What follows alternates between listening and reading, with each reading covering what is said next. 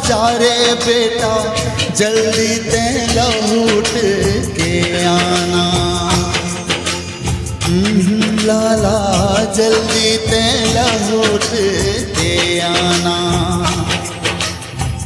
ई माटी मरे बेटा, खेले कूदे हावस गा, माटी के कर जा चुकाना।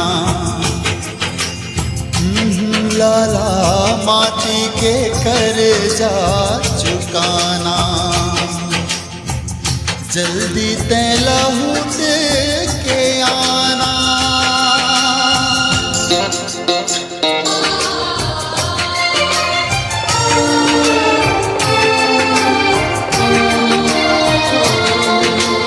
ये भुइयां के लालन बेटा, तैं तो सिद्धवा लाल रे।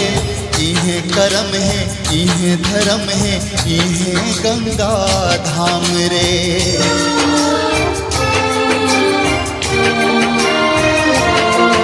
अरे ये भुइयां के लालन बेटा, तैं तो सिद्धवा लाल रे।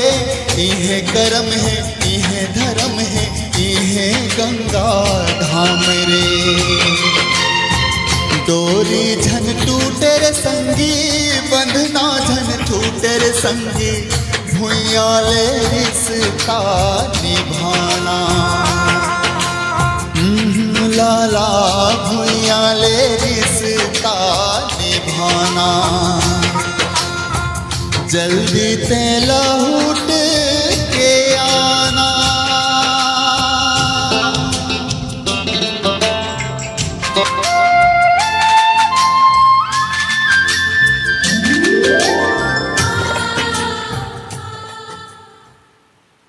नमस्कार।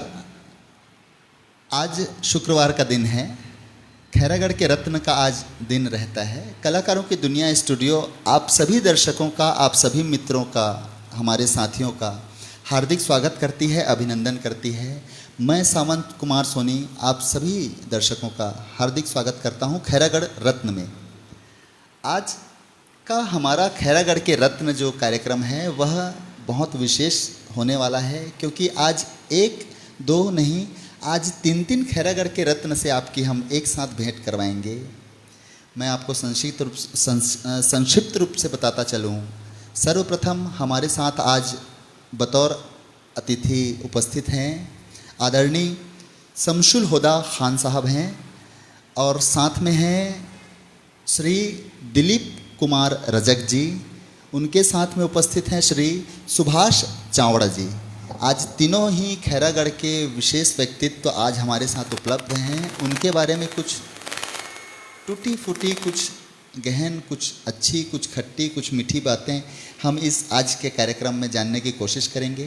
कुछ सवालात उनसे हम करेंगे, कुछ उनके विचारधाराओं से परिचित होंगे। चलिए देखिए, जो दर्शक जुड़े हैं आप सबसे आग्रह करता हूं लाइव को शेयर कर दें, इस कार्यक्रम को शेयर कर दें। कमेंट बॉक्स में आप अपने विचार व्यक्त कर सकते हैं। कहीं कुछ सवाल है आपके तो वो भी आप कमेंट बॉक्स में हमसे कर सकते हैं। देखिए, ज़िंदगी जो है बहुत सारी जिम्मेदारियों, बहुत सारे दायित्वों, बहुत सारी गलतियों, बहुत सारी छोटी मोटी सफलताओं विफलताओं का मिला जुला एक स्वरूप है। इन्हीं सारी घटनाओं के बीच में हिचकोले खाते हुए ज़िंदगी आगे बढ़ती है। हर व्यक्ति इस संसार में जन्म लेता है, शिक्षा दीक्षा लेता है, लालन पालन उसकी होती है। तदुपरांत आगे चलकर उसको कार्य क्षेत्र में अपना दायित्व निर्वहन करना होता है। उसका स्वयं का परिवार होता है, रोजी रोटी की बातें सामने आती हैं, और यही जीवन की नैया इसी स्वरूप में आगे बढ़ती है। और यही जीवन का परम उद्देश्य होता है। परम सुख, परम शांति का उद्देश्य सभी का होता है। इसी तमाम घटनाक्रम में, इसी सारी जीवन लीला के बीच में एक बात आती है समाज के प्रति हमारे दायित्वों की। समाज के प्रति हमारा एक बहुत बड़ा, देखिए, जिस प्रकार हर व्यक्ति का सबसे पहला दायित्व है वह स्वयं उसका सबसे पहला दायित्व है। कहने का मेरा अर्थ यह है कि आप स्वयं खुश हैं, स्वयं सुखी हैं, तभी आप अपने बच्चों को, अपने परिवार को सुखी रख पाएंगे। आप स्वयं ही यदि प्रसन्न चित्त नहीं हैं, स्वयं ही भीतर से खुश नहीं हैं, तो आप किसी दूसरे को खुशी कैसे प्रदान कर पाएंगे। इसलिए सबसे पहला दायित्व तो आपके स्वयं का है। अपने स्वास्थ्य की सुरक्षा, अपने मानसिक स्वास्थ्य की सुरक्षा, यह आपका पहला दायित्व है। दूसरा दायित्व है आपका परिवार, आपके माँ पिता। और आज हम जिस दायित्व की बात करेंगे वह है समाज। आज उसी तरह के 3 विशेष व्यक्तित्वों को आज हम लोगों ने खैरागढ़ रत्न के रूप में चयन उनका किया है, जिन्होंने अपने जीवन काल में बहुत सारी ऐसी सामाजिक उपलब्धियां प्राप्त की हैं, अपने ऐसे बहुत सारे सामाजिक दायित्वों का बहुत शानदार तरीक़े से निर्वहन किया है। उन्हीं सारी चीज़ों पर सूक्ष्म मंथन करेंगे, चर्चाएं करेंगे। चलिए सबसे पहले मैं आपकी भेंट करवाता हूं आदरणीय सुभाष चावड़ा जी से। भैया बहुत बहुत हार्दिक स्वागत है। चाचा जी आपका भी स्वागत है। आप तीनों अतिथियों का मैं बहुत हार्दिक मंच में स्वागत करता हूं। सर्वप्रथम सुभाष चावड़ा जी से आपकी भेंट करवाते हैं।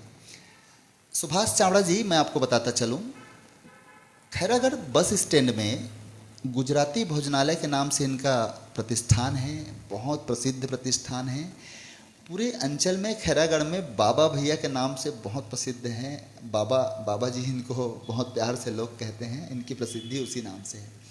आपको ध्यान होगा बहुत कुछ वर्षों पहले जलपान, गुजराती जलपान के नाम से बस स्टैंड में एक प्रतिष्ठान हुआ करती थी, और वही फिर आगे बढ़कर गुजराती भोजनालय का स्वरूप उस प्रतिष्ठान ने लिया, और जिसके संचालक हैं आदरणीय श्री सुभाष चावड़ा जी। सुभाष चावड़ा जी आज हम सबके बीच बैठे हुए हैं।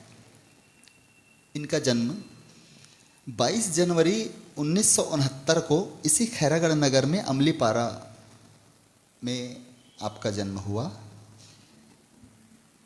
पिताजी थे स्वर्गीय अमर सिंह चावड़ा जी और माँ बसंताबेन चावड़ा। आपका जन्म इन्हीं दोनों के परिवार में हुआ। शिक्षा आपकी प्रारंभिक शिक्षा अमलीपारा के स्कूल से आपकी प्रारंभिक शिक्षा प्रारंभ हुई, वहाँ से आपने प्रारंभिक शिक्षा शुरू की। तदुपरांत आगे की शिक्षा आपने विक्टोरिया हाई स्कूल से आपने प्राप्त की। बहुत सारी चीज़ें मैं आपको आगे और परिचय के संबंध में आपको बताऊंगा। चलिए भेंट करते हैं सुभाष चावड़ा जी से। भैया, हम लोग परिचय के क्रम में हम लोग चाहते हैं कि आपके विचार से लोगों को मुखातिब करवाना, लोगों को रूबरू करवाना हमारा एक उद्देश्य होता है।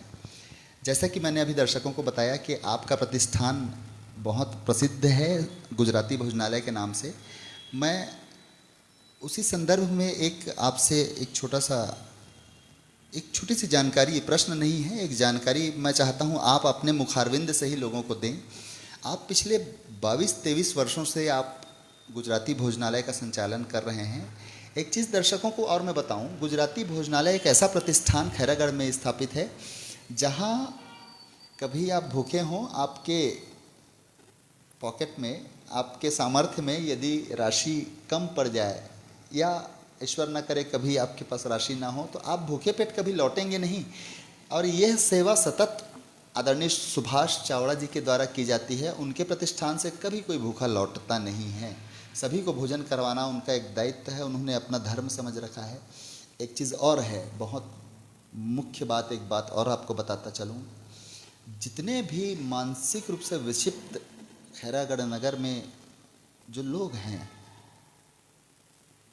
जिनको मानसिक स्थिति जिनकी सही नहीं है, वो भी इनके प्रतिष्ठान में पहुंचकर भोजन पाते हैं। उनका रंग रोगन, उनके बालों को बनवाना, उनको अच्छे कपड़े मुहैया करवाना, एक ऐसी सेवा भी सुभाष चावड़ा जी करते हैं। भैया, आपसे उसी विषय में जानना है कि इस 23 वर्षों के, देखिए भोजनालय एक ऐसा व्यवसाय, कहना सेवा कार्य है, व्यवसाय तो है नहीं, तो आपका अनुभव कैसा रहा इस व्यवसाय में? आपका लगभग पूरा जीवन जो है इसके सेवा कार्य में बीता है, तो बहुत सारे लोगों से ऊंच नीच आपने देखी होगी, बहुत समाज को बहुत करीब से आपने देखा है, तो कैसा आपका खट्टा मीठा अनुभव रहा? थोड़ा सा साझा करेंगे हमारे दर्शकों के साथ। मेरा अनुभव बहुत अच्छा है। क्या है, ऐसा मौका हमको बार बार मिलता नहीं है। जी। और ये सब प्रेरणा हमारे माँ बाबूजी से ही मिला है मेरे को, जी हाँ, जी हाँ, जी हाँ। कि जितना वो भी सब अपने ज़माने में किए हुए हैं उसके हिसाब से हम भी थोड़ा बहुत कोशिश कर रहे हैं जी कि इसमें आगे जैसे भी मालिक की कृपा से, उनके आशीर्वाद से ही सब होता है। जी और मैं बोलता हूँ कि ये सेवा करने से क्या है, इतना सुकून मिलता है जी कि मैं बता नहीं सकता इसके बारे में। जी हाँ, जी कब सुख आता है दुख आता है कुछ पता नहीं चलता इसके लिए, जी। है ना। और एक चीज़ मैं बताता चलूँ दर्शकों को, देखिए सुभाष चावड़ा जी की प्रसिद्धि इस नाम से भी है। आप वीरेश्वर महादेव शिव मंदिर में आपने साईं महोत्सव आप पिछले विगत कई वर्षों से आप देखते आ रहे हैं। 2009 से साईं महोत्सव वहाँ प्रारंभ श्री सुभाष चावड़ा जी ने ही प्रारंभ किया था और उन्हीं के मार्गदर्शक में आज भी सतत साईं महोत्सव का आयोजन वीरेश्वर महादेव मंदिर में किया जाता है और जो कि निरंतर चल रहा है, जिसमें विशेष रूप से चावड़ा जी का सहयोग रहता है। इसके साथ बहुत सारे धार्मिक आयोजन आपको खैरागढ़ में ऐसे मिलेंगे जिनमें बहुत विशेष योगदान आपको बहुत बढ़ चढ़कर हिस्सा लेते हुए सुभाष चावड़ा जी नज़र आएंगे। ऐसा कोई भी धार्मिक आयोजन नहीं है जहां आपकी उपस्थिति नहीं होगी सुभाष भैया, मैं समझता हूं। अभी कुछ दिन पहले रुक्खड़ स्वामी गौशाला में साधु संतों का समागम यहाँ पर खैरागढ़ में हुआ था। उसमें भी बहुत आपका विशेष योगदान रहा। आप ही के मार्गदर्शन में, आपके बहुत विशेष सहयोग से वह कार्यक्रम बहुत सफल हुआ। बहुत नामी गिरामी बहुत अच्छे अच्छे साधु संतों का सानिध्य खैरागढ़ वासियों को मिला और साथ में रुद्र महायज्ञ भी आप लोगों के सहयोग से बहुत अच्छे तरीके से वहाँ संपन्न हुआ था।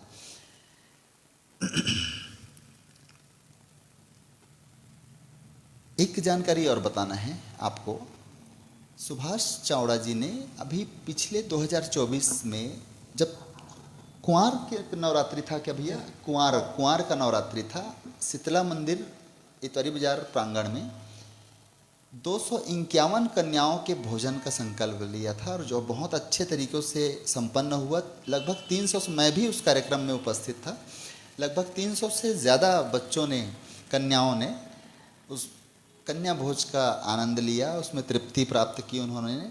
यह छोटा मोटा संकल्प नहीं है साथियों, एक बहुत बड़ा संकल्प था, हमारे लिए भी बहुत बड़ी चुनौती थी। संकल्प तो आपने ले लिया था भैया, हमारे लिए उस संकल्प को पूरा करना एक बहुत बड़ी चुनौती थी। सब माता रानी की कृपा है, ईश्वर की कृपा से वो बिना उनके कृपा से कुछ नहीं हो पाता। जी हाँ, जी हाँ, जी हाँ, ये बात सच है, बिल्कुल सही बात है। और हुआ भी वही, आप सही कह रहे हैं, बिल्कुल ईश्वर के कृपा के जैसा। बाबा भैया, उसमें ऐसा अकस्मात बच्चे पहुँचे, हमको तो चिंता हो गई थी। एक समय ऐसा भी आया कि 251 वो भी कन्याओं को कैसे आप कहाँ से लेके आएंगे, ये एक चुनौती हो जाती है। बड़े बच्चों की बात अलग, कन्याओं को आपको 251 लेके आना है, तो बड़े चिंतित हो गए थे हम लोग। लेकिन पता नहीं कहाँ से बच्चे आए और फिर 300 से ज़्यादा बच्चों ने वहाँ पर कन्या भोज का आनंद लिया था। एक बहुत सफल शानदार कार्यक्रम हुआ था। और चलिए कुछ बातें सुभाष चावड़ा जी के बारे में मैं आपको और सिलसिलेवार तरीके से बताता हूँ। 28 अप्रैल 1998 के दिन चावड़ा जी का विवाह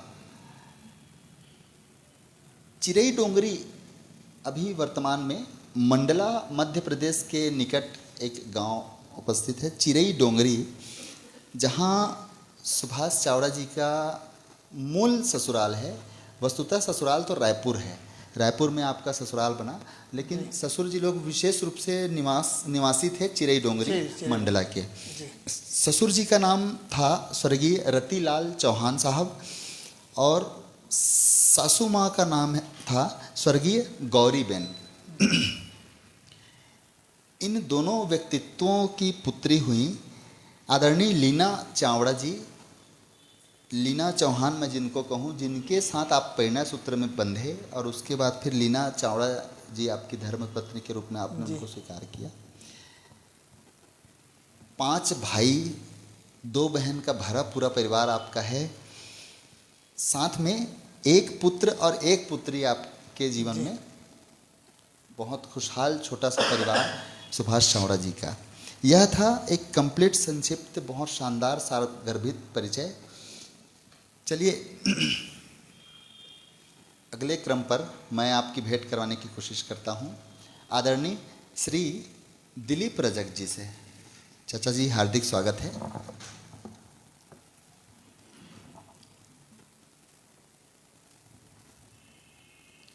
2 फरवरी 1969 ये वो दिन था जब स्वर्गीय गणपत राम रजक और माँ श्रीमती भानाबाई रजक जी के दाम्पत्य में एक बालक का जन्म हुआ जिनका नामकरण हुआ दिलीप कुमार रजक, जो आज व्यक्तित्व के रूप में हमारे बीच आज उपस्थित हैं। उन्हीं से आपकी आज मैं भेंट करवा रहा हूँ। देखिए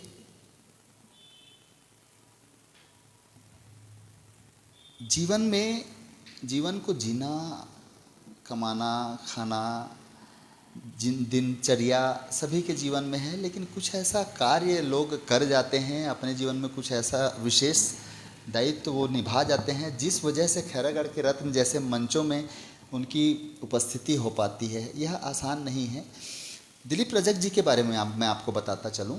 बहुत छोटी छोटी चीज़ें मैं आपको बता रहा हूँ जिस वजह से हमने आपका चयन चाचा जी आज यहाँ इस मंच पर किया है। हम चाहते थे कि आपको विशेष रूप से बुलाया जाए, आपसे समाज को भेंट करवाया जाए। उन सब चीज़ों के बारे में आप सभी को मैं सामूहिक रूप से कह रहा हूँ कि आपकी उन व्यक्तित्वों से समाज की भेंट करवाई जाए जिस चीज़ों को आप कभी दिखाने की कोशिश नहीं करते हैं, चुपचाप आप समाज में अपना दायित्व निर्वहन करके निकल जाते हैं। हम चाहते हैं कि समाज उन सब चीज़ों को देखे, महसूस करे।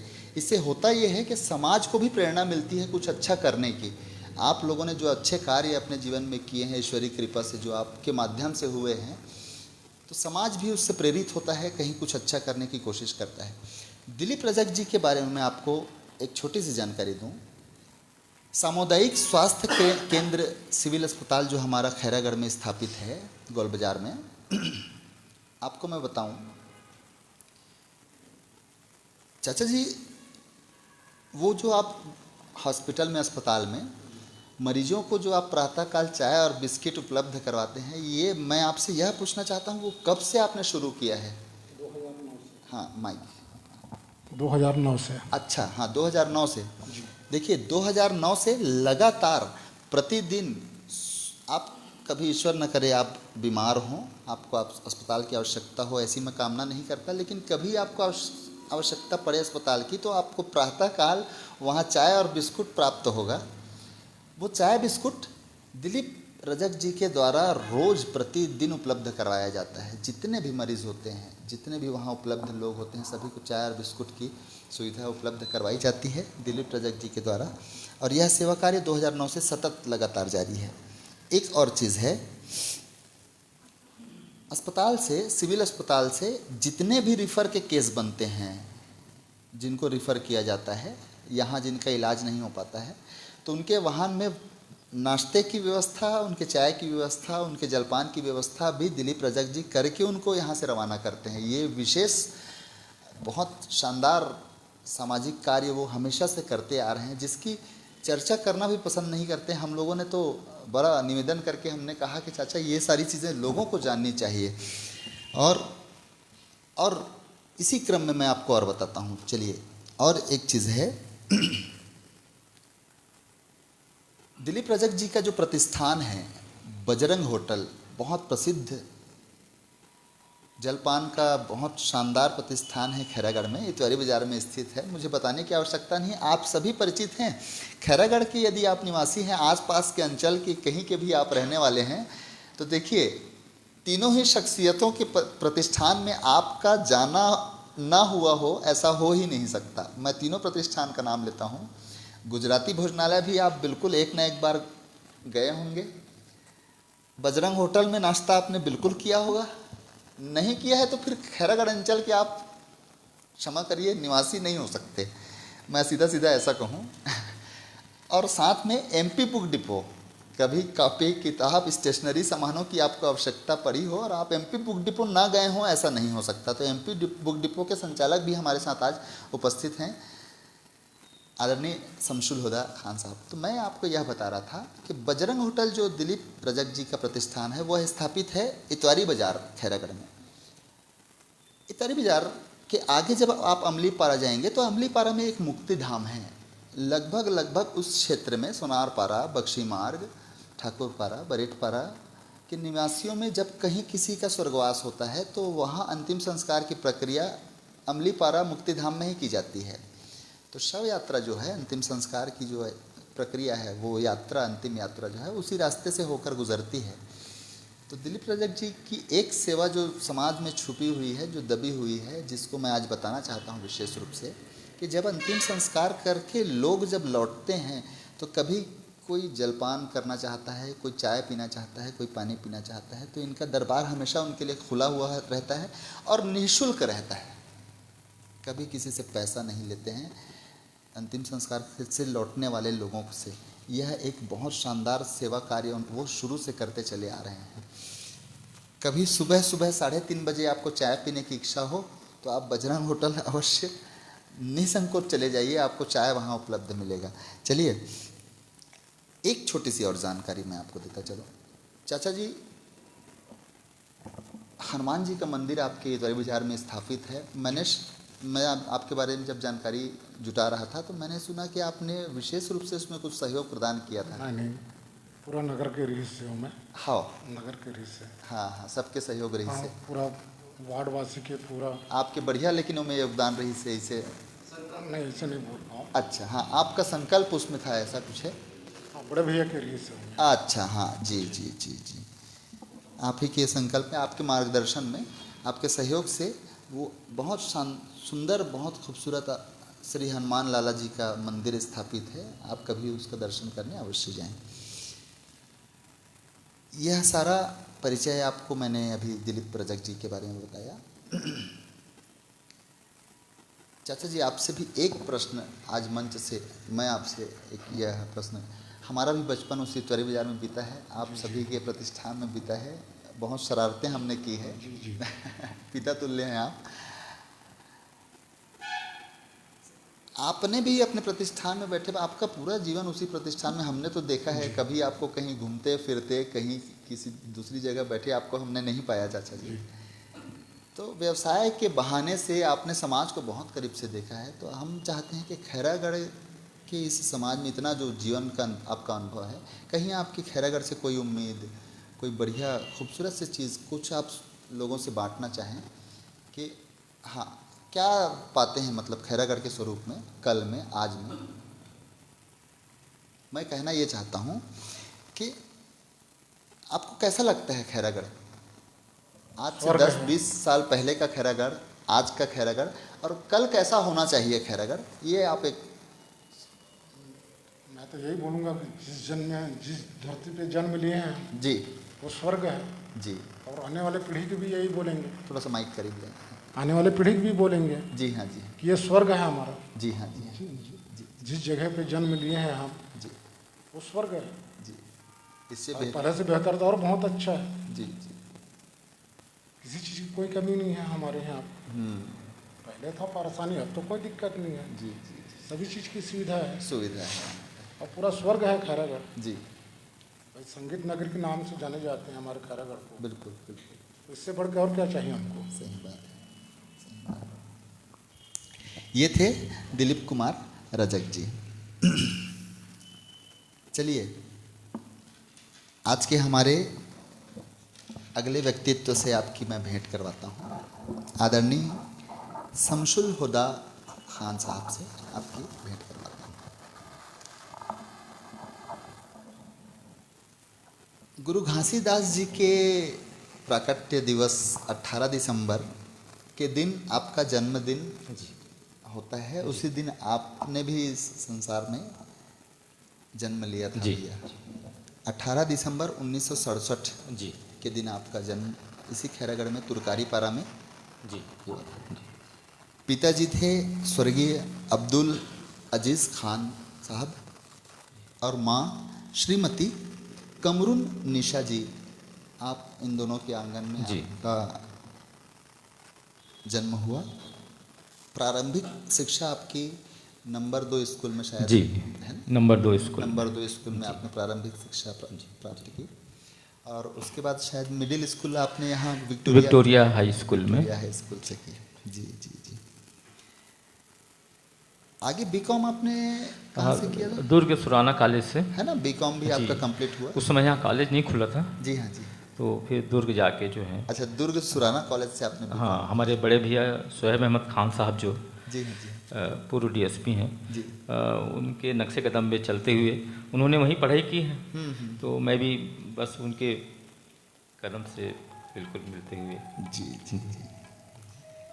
देखिए, शमसुल हुदा खान साहब जो हैं, बहुत कम लोगों को इस बात की जानकारी होगी। आज खैरागढ़ के रत्न को करने का उद्देश्य ही वही है। एक उद्देश्य यह है कि आप सामान्यतः तीनों व्यक्तित्वों से आपकी रोज़ भेंट होती है, आप सभी परिचित हैं, बताने की आवश्यकता नहीं है। हम उन चीज़ों पर प्रकाश डालना चाहते हैं जिनके बारे में आपको जानकारी नहीं है। जैसे कि शमसुल हुदा जी के बारे में मैं आपको बताऊं, जिनको हम लोग प्यार से बाबा भैया कहते हैं। बाबा भैया ने LLB की पढ़ाई भी 1 वर्ष की है भैया। मैं शायद सही हूँ? जी बिल्कुल। आपने 1 वर्ष LLB की पढ़ाई की थी? जी हाँ। ऐसी जानकारी मुझे हुई। जी। आपने फिर उसके बाद LLB छोड़ क्यों दिया भैया? वो LLB करने के बाद वकालत करने का मन था। जी हाँ जी हाँ। प्रैक्टिस करूँगा राजनांदगांव में शायद? हाँ, नांदगांव में, नांदगांव में लॉ कॉलेज में मैंने की पढ़ी, 1 साल पास किया। जी जी। उसके बाद मेरे दिमाग में आया कि वकालत में कई बार सही गलत, गलत सही होता है, हाँ। तो वो मेरे दिल को गवारा नहीं हुआ मेरा। अच्छा। तो मैं सोचा कि अगर मैं पढ़ भी लूँगा जी तो वकालत तो करना नहीं है, क्योंकि मेरे दिल को वो चीज़ पसंद नहीं है कि मैं मतलब किसी के लिए मतलब मैं बुरा सोचूं या बुरा करूं। और वकालत ऐसा चीज़ है कि जो भी केस आएगा तो उसमें पक्षकार का साथ देना पड़ेगा, उनके पक्ष में बोलना पड़ेगा। अब वो सही है गलत है वो तो बात की बात है, लेकिन मेरे को सही पक्ष रखना है। जी जी। तो मेरे को थोड़ा सा मेरे दिल को गवारा नहीं किया, इसलिए मैंने 1 साल पास करने के बाद मैं छोड़ दिया। आत्मसंतुष्टि आपको उस पेशे में? हाँ, मेरे को ऐसा लगा कि ये मेरे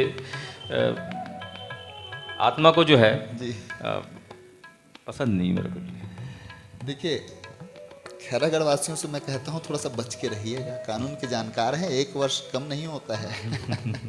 बाबा भैया कानून की जानकारी भी रखते हैं बहुत अच्छे से। बाबा भैया, लोक संगीत में आपने डिप्लोमा शायद इंदिरा कला संगीत विश्वविद्यालय से किया हुआ है। जी हाँ, 23 उसके और बारे में 24 में मैंने 2 23 साल का डिप्लोमा होता है। 23-24 में अभी? हाँ। अच्छा। तो पिछले साल मैंने लोक संगीत डिप्लोमा कंप्लीट किया हूँ। वो रेगुलर किया था आपने? नहीं, प्राइवेट किया। प्राइवेट किया। जी। जी जी। अभी 24 में कंप्लीट किया। हाँ।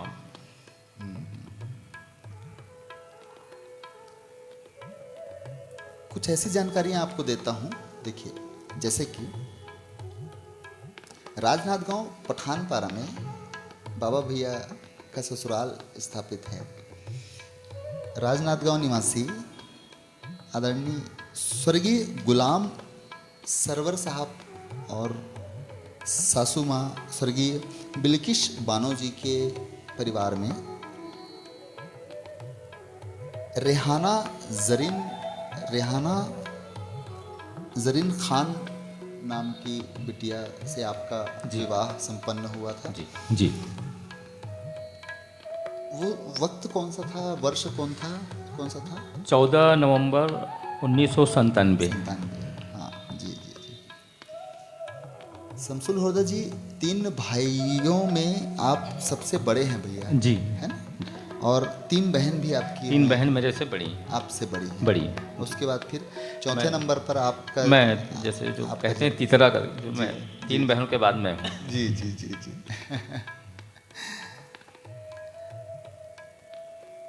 बहनों के बच्चों को, भाइयों के बच्चों को पूरा अपना परिवार मानते हैं, अपने ही संतान के स्वरूप में लालन पालन करते हैं, लाड दुलार बिल्कुल करते हैं बाबा भैया।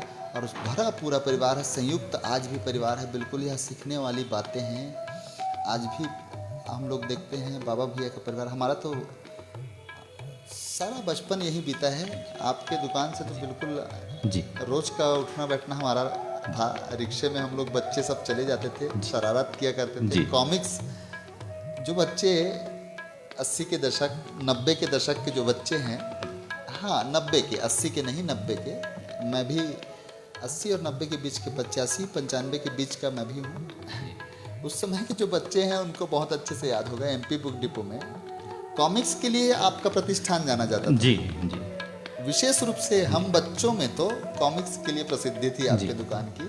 सामने बिल्कुल कॉमिक्स का ऐसा जी ढेर लगा हुआ जी। होता था। बहुत कॉमिक्स हमने आपके दुकान से पढ़ा। चॉकलेट आपके दुकान से बहुत चुराए, आपने कभी हमको कहीं डांटा नहीं। जी आपको पता होता था कि चॉकलेट की चोरी हो रही है, लेकिन आपका वात्सल्य था, प्रेम था, पिता तुल्य हैं। बहुत प्यार आपसे हमने पाया है भैया, बहुत। खैरागढ़ का समाज भी आपसे बहुत दुलार पाता है, आपसे प्रेम पाता है, और इसी रूप में आपकी प्रसिद्धि है। एक अभी वर्तमान में जिस चीज़ की चर्चा सर्वाधिक होती है, मैं उस बात में प्रकाश डालना चाहता हूँ। जी निर्मल त्रिवेणी महाअभियान करके जी एक महाअभियान अभी संचालित है खैरागढ़ नगर में। जी। बहुत शानदार जी। कार्य, सामाजिक कार्य उस ग्रुप के द्वारा किया जा रहा है। शायद 2019 से शुरू हुआ है। जी हाँ। है ना? जी 2019 से निर्मल त्रिवेणी महाअभियान का प्रारंभ हुआ है। यह सामाजिक कार्य करने वाले बहुत सारे लोगों का मिला जुला समूह है। उसका प्रारंभ कब हुआ था भैया, आपको ध्यान में होगा? अप्रैल में। 5 अप्रैल। हाँ, 5 अप्रैल। 5 अप्रैल से शुरू हुआ। जी और उसके बहुत बहुत एक्टिव कहना चाहिए, बहुत नियमित सदस्य के रूप में शमशुल हुदा खान जी जाने जाते हैं। हमेशा निर्मल त्रिवेणी महाअभियान के किसी भी कार्य में आपको इनकी उपस्थिति बिल्कुल बढ़ चलकर और सामने पहले पंक्ति में आपको खड़े हुए नजर आएंगे। एक बढ़िया बात आपको बताता हूँ, सुनिएगा। शमशुल हुदा खान साहब धर्म और जाति में विश्वास नहीं रखते हैं। यह बात मेरे कहने की आवश्यकता नहीं है, आप लोगों ने महसूस किया होगा। देखिए, कहना और करना अंतर होता है। आपको इनकी गतिविधियों में, इनके कार्यों में ये चीज़ें नज़र आई होंगी। इतने दिनों से आपकी भी भेंट हो रही है, आप भी क्रियाकलापों को देख रहे हैं। कोई भी धार्मिक आयोजन होता है, धर्म से परे जाकर बहुत बढ़ चढ़कर हिस्सा लेते हैं बाबा भैया। हिंदुत्व के कार्यों में, भंडारों में, माता जी की सेवा में कई ऐसी तस्वीरें साझा होती हैं, जिसमें आप, एक तस्वीर तो आपकी मुझे याद आती है जिसमें माता जी का ऐसा पट्टी आप लगाए हुए हैं। ये बहुत शानदार व्यक्तित्व है। लोग बार बार कहते हैं, गंगा जमनी तहजीब की बात जब खैरागढ़ में आती है तो एक नाम आता है बाबा भैया आपका।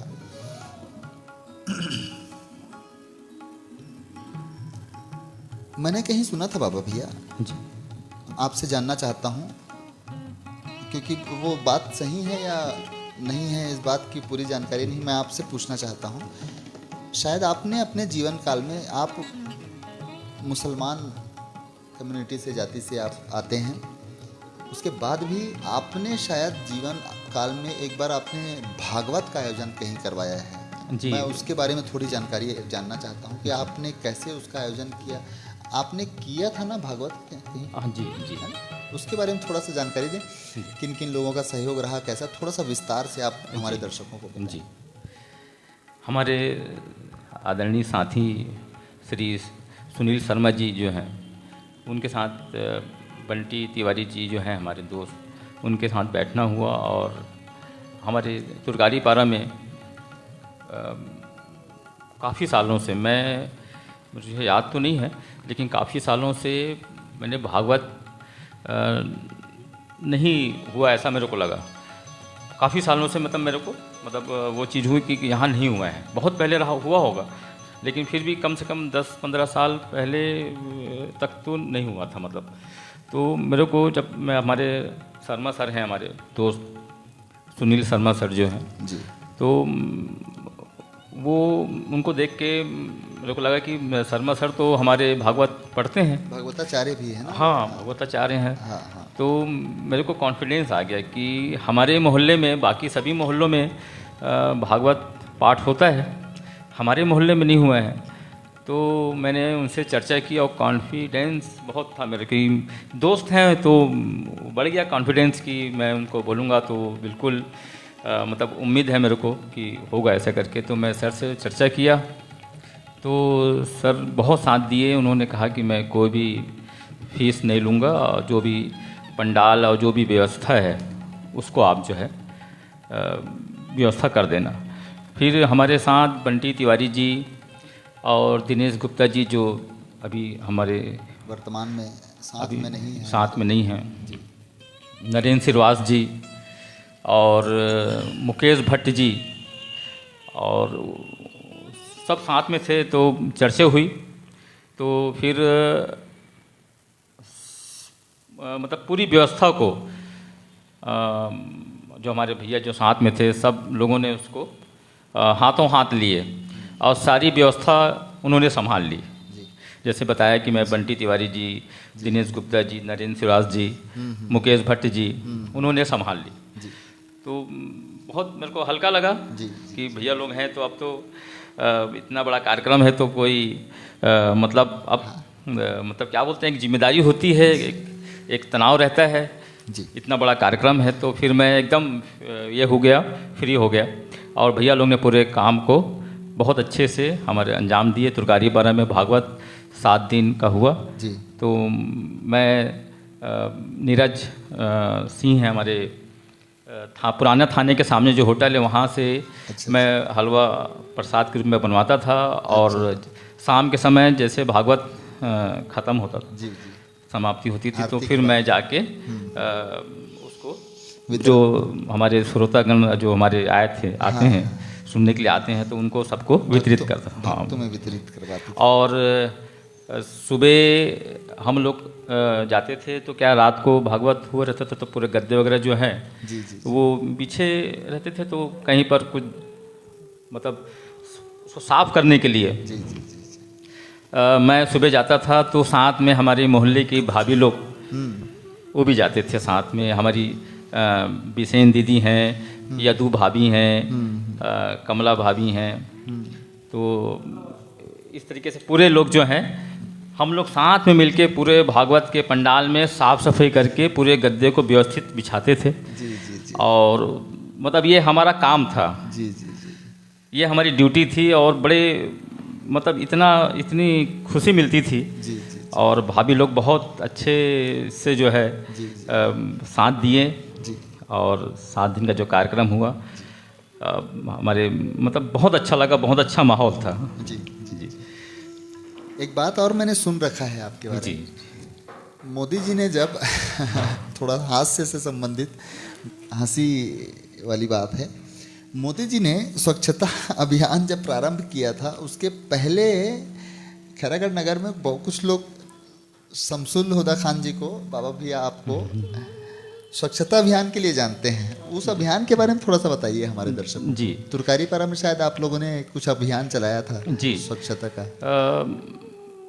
हमारे आदरणीय प्रधानमंत्री नरेंद्र मोदी जी जी हाँ जो स्वच्छता अभियान उन्होंने शुरू की जी। उसके पहले हमने कार्यक्रम 8-10 साल पुरानी बात है ये। हाँ, तो खैरागढ़ में तुरकारी पारा में तुरकारी पारा स्वच्छता समिति के नाम से हमने गठित की।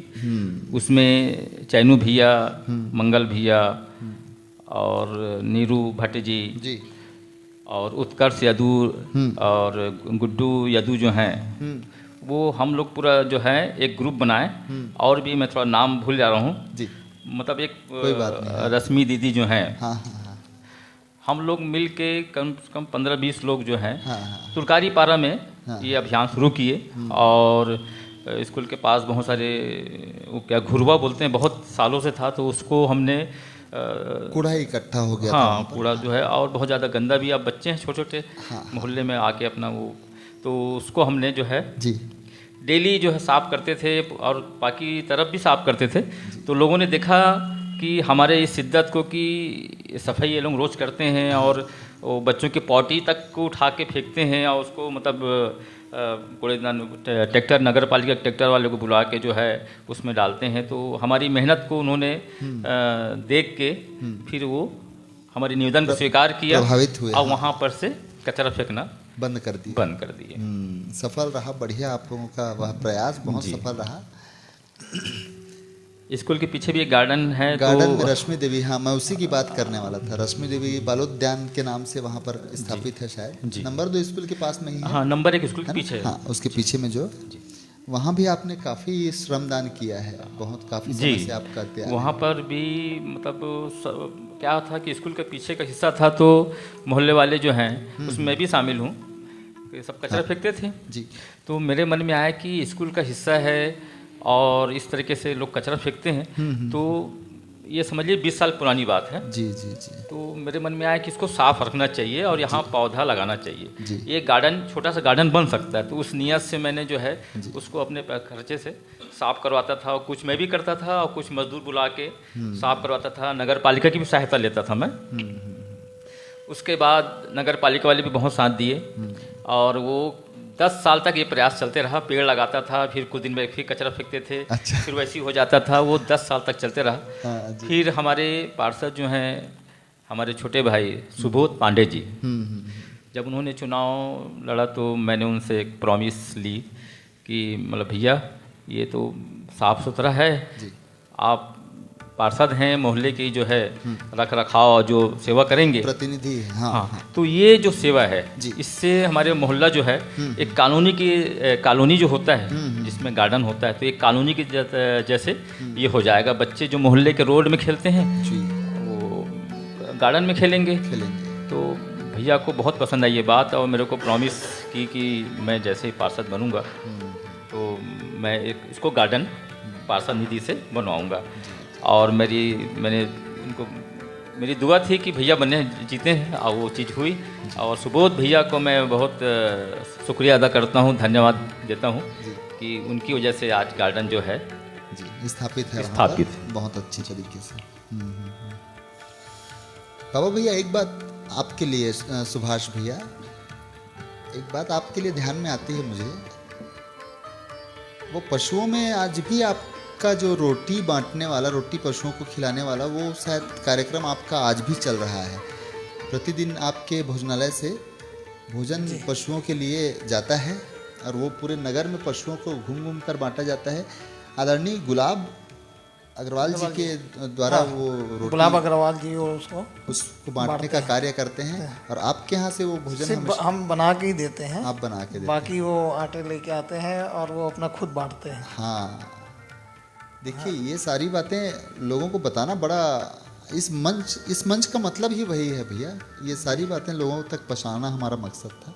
एक बहुत बढ़िया, मैंने देखा भी है उनको रोटी बांटते हुए। तो मैंने कभी वो हमारे ग्रुप के सदस्य आदरणीय प्रदीप भैया से मैंने कभी पूछा भी था कि भाई ये कार्य आखिर करता कौन है। तो उन्होंने डिटेल में मुझे बताया था कि ऐसी ऐसी बात है कि भैया बना के देते हैं और गुलाब चाचा की बना के दे देते हैं। जी जी जी, वो फिर अपना बांटते हैं। वो कितने साल से वो कार्यक्रम चल रहा है अभी? अब मेरे पास से तो करीबन 8-10 साल हो गया। हाँ, लगातार। अब उसके पहले से वो कब से वो कर रहे हैं वो मेरे को जानकारी नहीं है। जी जी जी जी, बहुत मात्रा में हाँ, भोजन बहुत उपलब्ध मात्रा। पशुओं को करवाया जाता है। जी जी। बच्चों से बड़ा बाबा भैया, शमशुल भैया, आपका बड़ा लगाव बच्चों से सदैव रहा है। जी, बच्चों के आप दुलारे भी बहुत रहे हैं। मेरी कमजोरी है। बच्चों को मैं देखता हूँ तो मतलब मैं भी मतलब इतनी उनकी खुशी के लिए, जी, मतलब मैं जानता हूँ वो खुश हो गया तो मेरे को खुशी मिलेगी। बिल्कुल सर। तो मैं उनके लिए मतलब एक प्लान करता हूँ, जैसे बच्चे आ गए ना तो मतलब किस तरह से उनको खुश रखा जाए। तो वैसी जो है मैं उनकी जो है सेवा करने की कोशिश करता हूँ कि उनको खुश रखना है। हाँ। क्योंकि वो मतलब साक्षात ईश्वर के स्वरूप ईश्वर हैं। का वो रूप है वो। जी जी जी, और उनकी खुशी सबसे बड़ा सुकून है। सबसे बड़ा सुकून। सही बात है। मैं शुरू से जो है मतलब अभी भी जो है मैं मतलब मोहल्ले में जाऊंगा या कहीं भी तो मतलब अभी भी छोटे छोटे बच्चे जो हैं, कई बार ऐसा होता है जब अपने मम्मी पापा के साथ जाते रहते हैं जी, तो वो 3-4 साल के रहेंगे, लेकिन वो जब मेरे को देखेंगे तो बिल्कुल ऐसे टाटा करके जो है जी इससे बड़ी खुशी और क्या होगी कि एक छोटा सा बच्चा जो है, जी जी 3-4 साल के बच्चे जो हैं वो मेरे को टाटा बाय करते निकल रहे हैं दुकान के सामने से। जी जी, उस इतनी बेशकीमती खुशी जो है मेरे लिए बहुत है। मतलब मेरे को एक किस्मत वाला हूँ कि जो ऐसी मेरे को खुशी मिलती है। हम तो एक बात आपको आज बता रहे हैं, मैं स्वयं व्यक्तिगत रूप से, हम लोग जब बचपन में आपके दुकान जाया करते थे, तो जब छोटे वाले भैया आपके बैठे हुए करते थे जी। तो हम लोग चुपचाप चले आते थे वापस।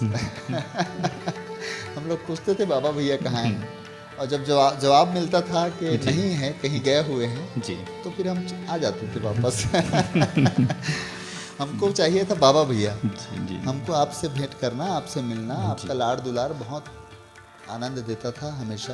और ये हमने उस बाद में इन सब चीज़ों को आज भी हम देखते आ रहे हैं। कापी किताब पुस्तक पेन, जिन भी पाठ्य सामग्रियों की आवश्यकता बच्चों को पड़ती है, कई बच्चे ऐसे होते हैं जो आर्थिक रूप से उतने सक्षम होते नहीं हैं। अच्छा, शिक्षा इतना महंगा हो चला है आज के इस दौर में, आसान नहीं है बच्चों को अच्छी शिक्षा मुहैया कराना। और इस कश्मकश भरी इस व्यवस्था के बीच में शमशुल खुदा खान साहब जैसे लोग एक बहुत छोटा और बहुत शानदार, छोटे ही स्वरूप में सही, बहुत अच्छा दायित्व का निर्वहन समाज में कर रहे हैं। एक बात मैं आपको बताऊं, कभी किसी बच्चे के पास अर्थ का अभाव हो, राशि का अभाव हो, और भैया की जानकारी में है कि कहीं कोई बच्चा पुस्तक नहीं खरीद पा रहा है, पेन कंपास बॉक्स नहीं खरीद पा रहा है, कोई पाठ्य सामग्री नहीं खरीद पा रहा है, तो हमने अपने आँखों से इन सब चीज़ों को देखा है। हमेशा बिना किसी राशि के मांग किए वो चीज़ें उपलब्ध करवा देते हैं। ये बड़ा महान कार्य आप करते हैं भैया, बहुत बहुत अच्छा एक समाज में योगदान है। देखिए, एक बात कही जाती है,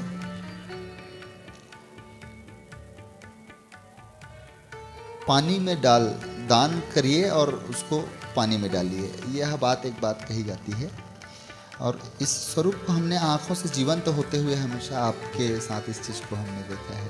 कभी कुछ कमी पड़ जाए, ऐसा तो हमारे साथ भी ऐसी कभी कहीं कोई घटना ऐसी हुई है, ध्यान में रखनी, कि कभी कुछ राशि कम पड़ जाए तो आप लौटाते नहीं थे। ले जाइए, कभी ला के दे देना, नहीं है तो कोई बात नहीं।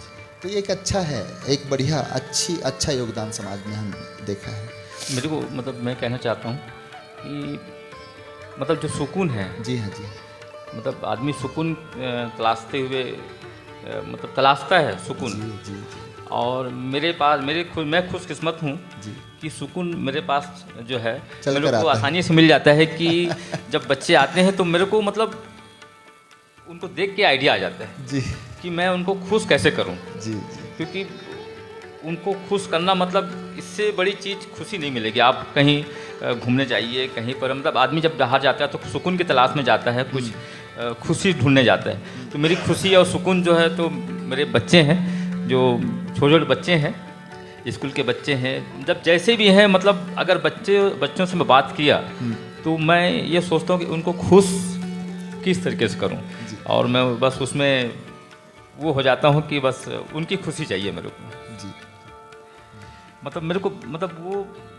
क्या बोलते हैं, वो मेरी हरकत है ये, जी मतलब मेरे को बिल्कुल बहुत अच्छा लगता है जी कि मतलब बच्चों को खुश देखना ही मेरे को मतलब मेरी वो बहुत बड़ी वो मतलब मेरी वो है, क्या बोलते हैं, मेरी चाहत बोलना चाहिए जी कि बच्चों से बात करना, उनकी बात सुनना, उनसे मतलब उनको खुश रखना बोलना चाहिए। जी जी बच्चे आते हैं, मतलब वो बताया आपको कि मैं वो बच्चे जब निकलते हैं तो जब वो टाटा करते हैं, मतलब वो अपने मम्मी पापा के साथ जाते हुए टाटा कर रहे हैं और बराबर दुकान को देखते हुए, तो मतलब इससे बड़ी खुशी और मतलब क्या होगी, कुछ भी नहीं हो सकती। जी। सही सही बात। तो मैं बस यही कि मैं बच्चों से मेरा बहुत लगाव है और मैं उनकी सेवा करना चाहता हूँ। तो बच्चों की सेवा बस ऐसी करता हूँ कि बस बच्चों के साथ जो है हंसी खुशी जो है, जी जैसे भी वो मेरे यहाँ आए हैं, जी। मेरी दुकान आए हैं, तो खुश होके जाएं। बहुत बहुत शानदार चीज़ें आपने बताई है, बहुत शानदार चीज़ें साझा की भैया आपने।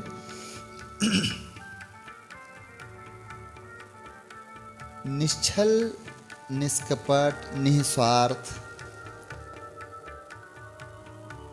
बिना किसी स्वार्थ का प्रेम यदि कहीं आपको देखने को मिलेगा तो बच्चों में मिलेगा, जहाँ कोई भी छल नज़र नहीं आएगा, कपट नज़र नहीं आएगा। वही बात अभी बाबा भैया कह रहे थे, सबसे पवित्र स्वरूप में यदि कोई मिलेगा आपको तो बच्चे ही मिलेंगे, बच्चों का स्वरूप। इसीलिए बाल स्वरूप को ईश्वर का स्वरूप कहा जाता है। हम बड़े हो जाते हैं, बढ़ते हैं, जिम्मेदारियाँ आती हैं, समझदारियाँ आती हैं। समझदारियों के साथ बहुत सारी चीज़ें ऐसी भी आती हैं जिनकी आवश्यकता शायद नहीं होती है, जो अच्छी चीज़ें नहीं हैं। कहीं न कहीं होती है, सबके साथ होती है, मेरे साथ भी होती है। कहीं न कहीं हम कर बैठते हैं। खैर चलिए, बातें बहुत सारी होती रहेंगी। आज के इस क्रम में आप तीनों ही अतिथि खैरागढ़ के बहुत प्रतिष्ठित व्यवसायी भी हैं और खैरागढ़ में आपका निवास है। हाँ बाबा भैया, एक चीज़ मुझे ध्यान में, मेरे सहयोगी अभिषेक भाई ने अभी मुझे याद दिलाया, एक बात छूट रहा था, दर्शकों को बताना बड़ा आवश्यक है। सदी का सबसे बड़ा त्रासदी जिसको मैं कहना चाहता हूँ, अभी कोरोना जो बीता है, पेंडेमिक अभी 2020 से लेकर 22 तक जो अभी देखने को मिला, ईश्वर ना करे कभी ऐसी कोई घटना घटित हो। बहुत दुखद घटना था।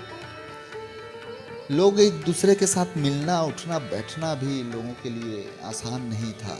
लोग घबराते थे मिलने से। उस दौर में भी आपने साइकिल में हमने इस चीज़ को अपनी आंखों से देखा है, घूम घूम कर लोगों को सोशल डिस्टेंसिंग के लिए आपने जागरूक करने का कार्य आपने बहुत शानदार तरीके से किया था। जब लॉकडाउन का पीरियड था, सारे शहर जब शून्य काल में आ गए थे, जब बाहर निकलना बंद था, आवाजाही बंद थी, यातायात बंद था, और शहर में लोगों को एक दूरी बनाकर चलने का सुझाव दिया जा रहा था, लोगों से आग्रह किया जा रहा था, तब अपना स्वयं सामाजिक दायित्व समझकर बाबा भैया आप साइकिल में एक साउंड सिस्टम लेकर छोटा सा घुमा करते थे। जी। उस समय सब्जी बाजार यहाँ मैदान में लगा करता था। मैदान में, तो जी। मैदान में भी आप आकर आपको हमने देखा था बाबा भैया, है ना, जी कि भाई माइक में आप जी। लोगों से आग्रह करते थे कि आप दूरी बनाकर रखें एक दूसरे से। जी। बहुत मैं बताना, आप सभी उन सब चीज़ों से गुजरे हैं। बहुत हृदय विदारक वो घटना थी। उसकी पुनरावृत्ति ना हो, ईश्वर से हमारी तो यही, अल्लाह से यही प्रार्थना है। ऐसे ऐसे लोग हमने देखे, आपने भी देखे हैं। लोगों ने अपने परिजनों को अंतिम विदाई भी देना लोगों के नसीब में नहीं रहा। एक ऐसा दौर गुजरा, हमने कभी कामना नहीं की थी, कल्पना नहीं की थी, ऐसे दौर से भी हमको गुजरना पड़ेगा। और जब करीब भी जाना मुश्किल था, उस दौर में आप रुमाल बांध के आप लोगों के करीब जाकर उनको आप जागरूक करने का कार्य कर रहे थे। और जो इतना रिस्क वाला कार्य था, लोग घबराते थे करीब जाने से, और आप लोगों के बीच घुसकर आप लोगों को जागरूक करने का कार्य, बहुत बहुत शानदार कार्य आपका रहा भैया। उसी क्रम में सुभाष भैया, चावड़ा भैया, आपका भी कोरोना काल में आपने भी निरंतर अपने भोजनालय से लोगों को भोजन उपलब्ध करवाया है। आपका प्रतिष्ठान संचालित हो रहा था उस समय भी, कोरोना काल में। हाँ, मरीजों के लिए हो रहा था। आप सेवा दे रहे थे उस समय भी। एक बात मुझे ध्यान में आता है, और यही सब छोटी छोटी चीज़ें हैं जिस वजह से आज हमने आपको बतौर अतिथि खैरागढ़ रत्न में आज आमंत्रित किया है। ये सारे दायित्व, ये सहज कार्य नहीं है, ये सब आपका बड़प्पन है। जी जी जी जी। नहीं सर, होता क्या है, यह मंच अधूरा है आप जैसे व्यक्तित्वों के बिना। अन्यथा हम लोगों का क्या है, आप नहीं होंगे तो यह मंच खैरागढ़ के रत्न कभी साकार नहीं हो पाएगा। आपके व्यक्तित्व को लोगों को के बीच में रखना, जैसा का वैसा रखना ही हमारा कार्यभार है, हमारा दायित्व है। और उसी कोरोना काल की मैं बात कर रहा था, आपको सुभाष चावड़ा जी के बारे में बताया कि भोजन उपलब्ध कराने का कार्य कर रहा था। एक चीज़ और मैं उसमें जोड़ता हूँ, देखिए उसी कोरोना काल में जब सारा संसार शून्य काल में आ गया था, सभी गतिविधियाँ शून्य पड़ गई थी, सारा मार्केट बंद था, वो चाय बिस्किट वाली ये आपकी गतिविधि तब भी चल रही थी चाचा। आदरणीय दिलीप रजक जी के बारे में मैं बात कर रहा हूँ। वो जो चाय और बिस्किट बांटने की आपको शुरुआत में बात कर रहा था, जो प्रातःकाल मिलता है, वो तब भी चल रहा था। और यह बताना बड़ा ज़रूरी है कि उस समय आपका प्रतिष्ठान बंद था, सारे प्रतिष्ठान बंद थे, आप ही की बात नहीं है। लॉकडाउन का पीरियड था, पूरा हिंदुस्तान बंद था, सारे प्रतिष्ठान बंद थे, लेकिन फिर भी घर से आप चाय बनवाकर और बिस्किट लोगों को, मरीजों को फिर भी आप सतत मुहैया कराते रहे। ये बहुत आपने समाज का बहुत सहयोग आपने किया है। और यह महत्वपूर्ण इसलिए हो जाता है, ये कोई 2, 4, 5, 10 दिन की बात नहीं थी। लॉकडाउन मैं समझता हूँ लगभग भैया एक साल तक लगभग इन सब चीज़ों से लोगों को जूझना पड़ा था। ऐसी स्थिति थी कि जेब में पैसे थे लेकिन साधन, चीज़ें उपलब्ध नहीं हो पाती थी। तब भी आप बिस्कुट चाय बांटने का सतत कार्य करते रहे, आपके लोग जाकर अस्पताल में, और जब संक्रमण की स्थिति थी तब भी लोगों के बीच में जाकर चाय और बिस्कुट बांटने का कार्य आपके द्वारा किया जा रहा था। बहुत बहुत शानदार, बहुत ज़बरदस्त कार्य।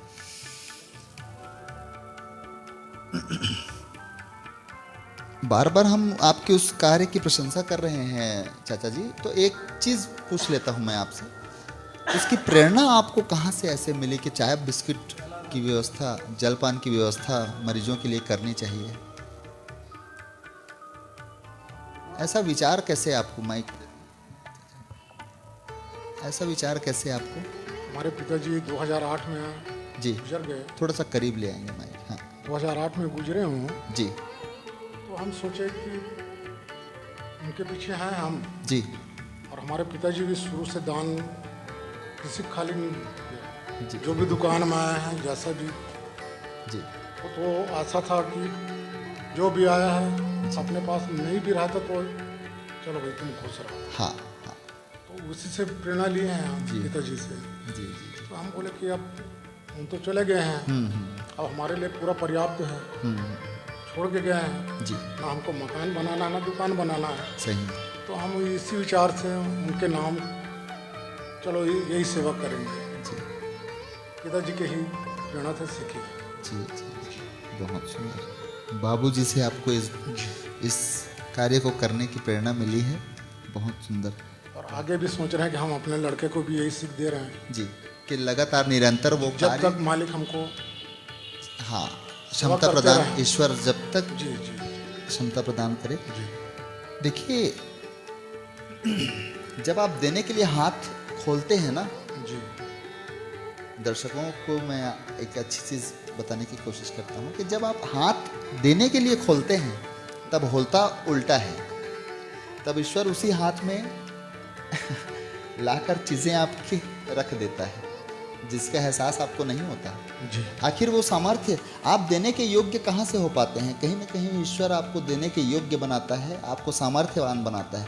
तो जब देने के लिए हाथ खोलते हैं ना, तो उसी हाथ को भरने का कार्य ईश्वर करता है, अल्लाह करता है। जिस किसी को आप मानते हैं, आपका वह ईश्वर भरपूर आपको सहयोग करने के लिए आप अपना हाथ आगे बढ़ाता है।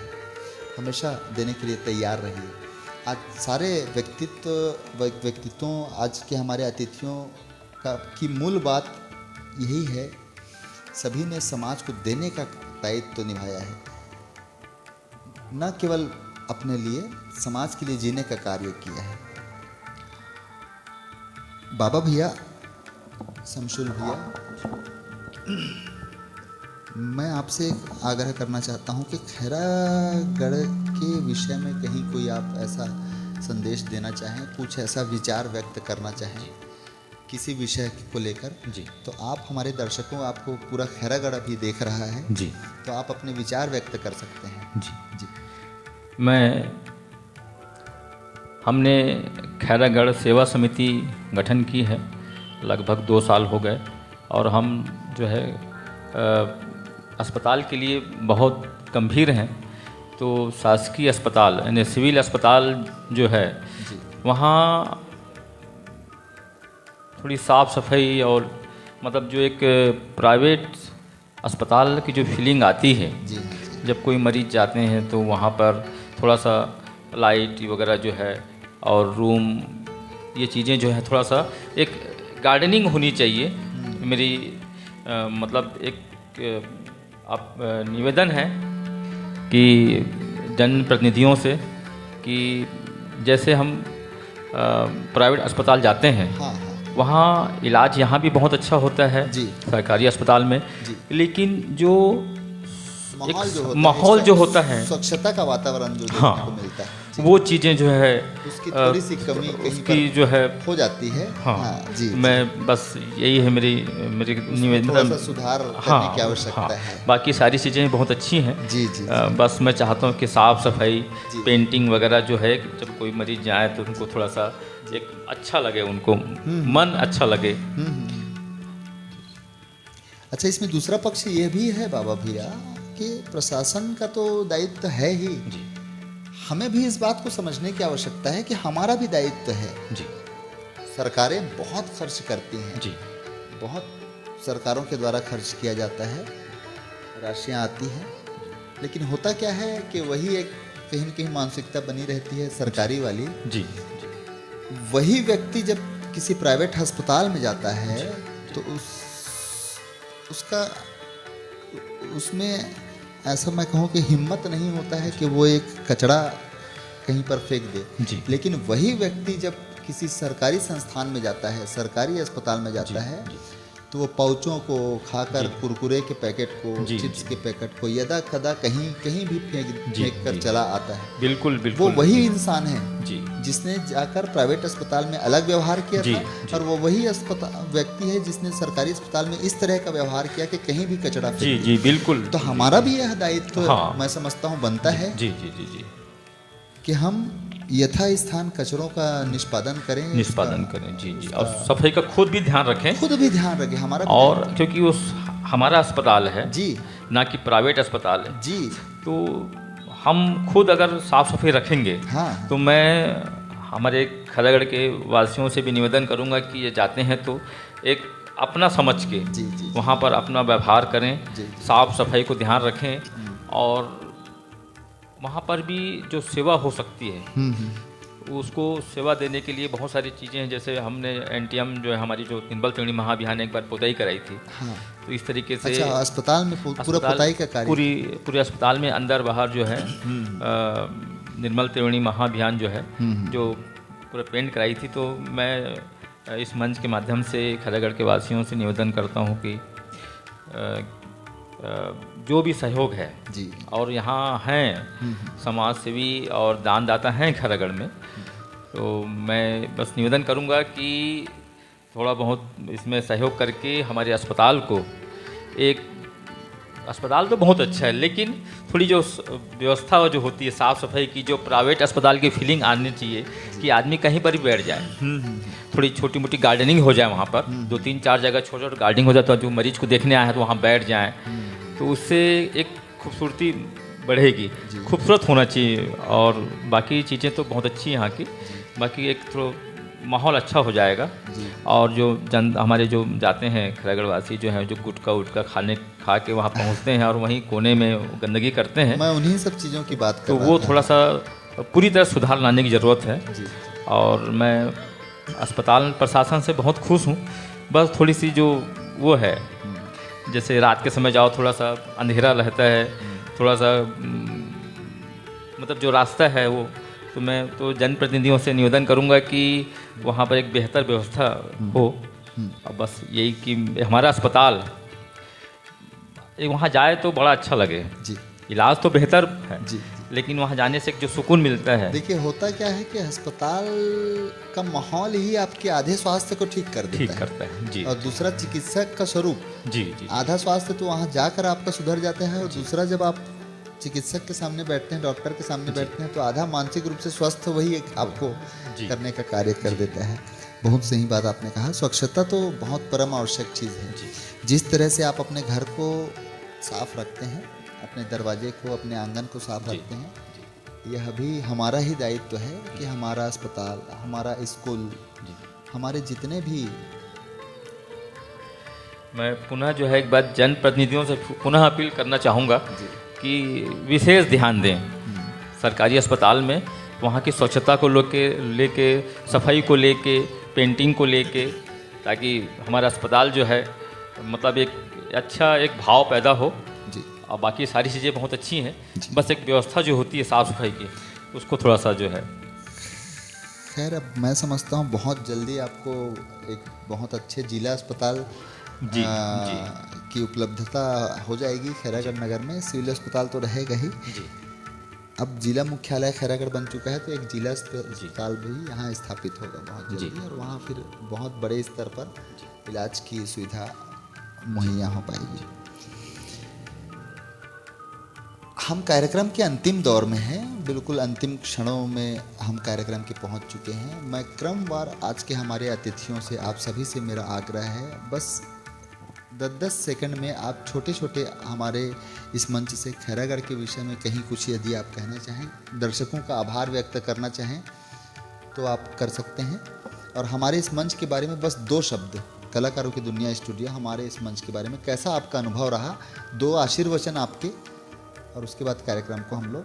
सबसे पहले मैं कोई इस मंच को बहुत बहुत धन्यवाद देना चाहता हूँ, जी जो हमें इस मंच में स्थान दिए हैं। आप जी आपकी पूरी टीम को बहुत बहुत धन्यवाद। जी। दिलीप चाचा, 2 शब्द। जी जी। मैं मंच, ये जो मंच है, ये मतलब मेरे पास शब्द नहीं है कि मैं कैसे मैं धन्यवाद शुक्रिया अदा करूं।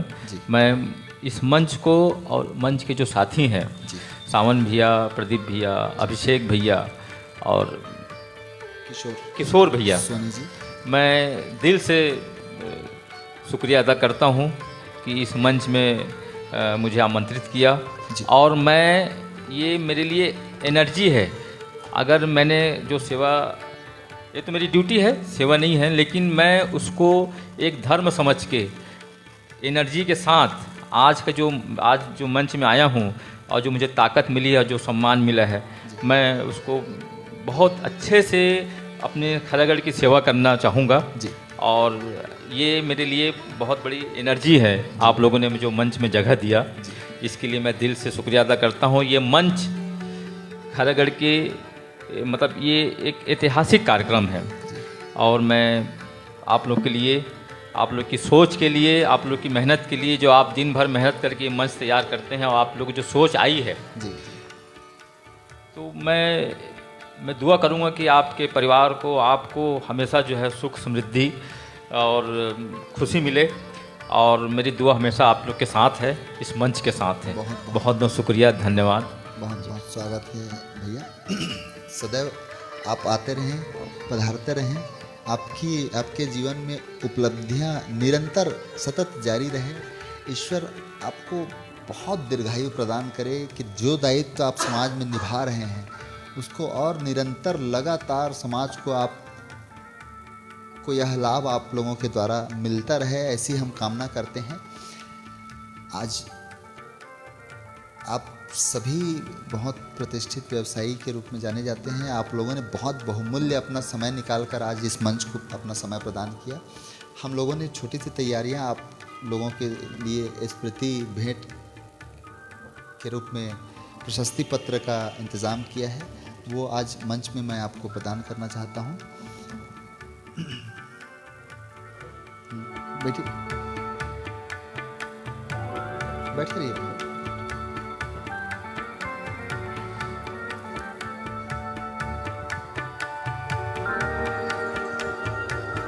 सर्वप्रथम सुभाष चावड़ा जी।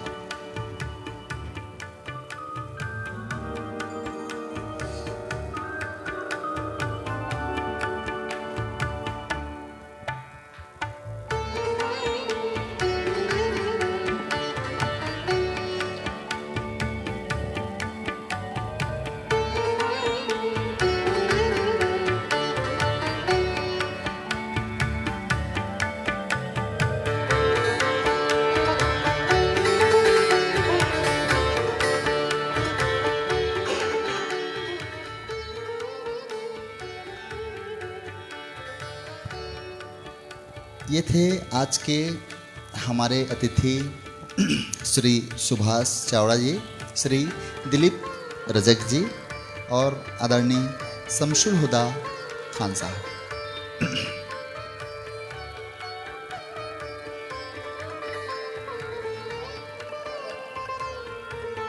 मैं मंच से हमारे इस कार्यक्रम के सहयोगी आदरणीय अभिषेक अग्रवाल जी, आदरणीय किशोर सोनी जी, आदरणीय प्रदीप अग्रवाल जी, आप सभी को आमंत्रित करता हूं, एक बार आप मंच पर पधारें और सभी की उपस्थिति एक बार मंच में।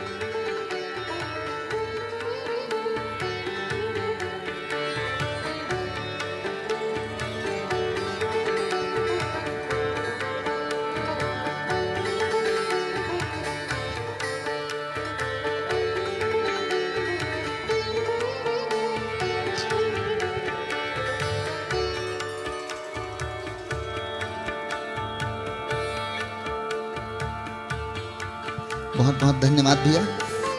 चलिए, जितने भी दर्शक आज के इस कार्यक्रम में जुड़े थे, आप सभी का बहुत बहुत आभार व्यक्त मैं मंच की ओर से करता हूं। आज का यह कार्यक्रम हम लोग यहीं पर समाप्त करते हैं।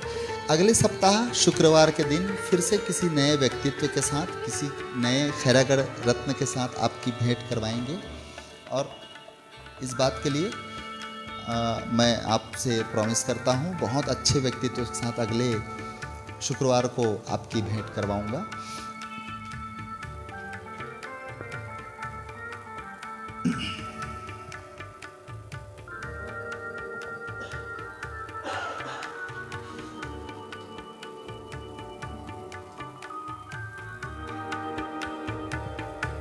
हाँ, एक सूचना, कल 8 मार्च का दिन है, महिला दिवस का दिन है, नारी शक्तियों का दिवस कल का है। कल विशेष रूप से शाम को, कल शनिवार का दिन भी है, हमारे कलाकारों की दुनिया स्टूडियो का साप्ताहिक सांगीतिक कार्यक्रम कल विशेष रूप से होता है हर शनिवार को। हमारे ग्रुप का जो कार्यक्रम होता है उसको निरस्त करके हमने कल का दिन जो है, कल का शनिवार जो है, पूर्ण रूप से नारी शक्तियों के लिए समर्पित किया है। कल का कार्यक्रम अवश्य रूप से आप देखिएगा। समाज के बहुत प्रतिष्ठित महिलाओं का कल सम्मान भी हम इस मंच से करेंगे और बहुत अच्छी अच्छी प्रतिभाओं को सुनने का, उनके द्वारा सांगीतिक प्रस्तुतियों को सुनने का अवसर भी आपको मिलेगा। चलिए, जितने भी दर्शक आज हमारे साथ जुड़े हुए थे, इस कार्यक्रम का आनंद ले रहे थे, आप सभी का पुनः आभार व्यक्त करता हूँ। आपके दीर्घायु, आपके बहुत स्वास्थ्य, बहुत अच्छे स्वास्थ्य की कामना करता हूँ। स्वस्थ रहिए, मस्त रहिए, चुस्त रहिए, तंदुरुस्त रहिए, दुरुस्त रहिए और खुश रहिए। खुश रहना बहुत आवश्यक है। अगले शुक्रवार फिर से मिलेंगे खैरागढ़ के रत्न में। शुभ रात्रि, शब्बा खैर।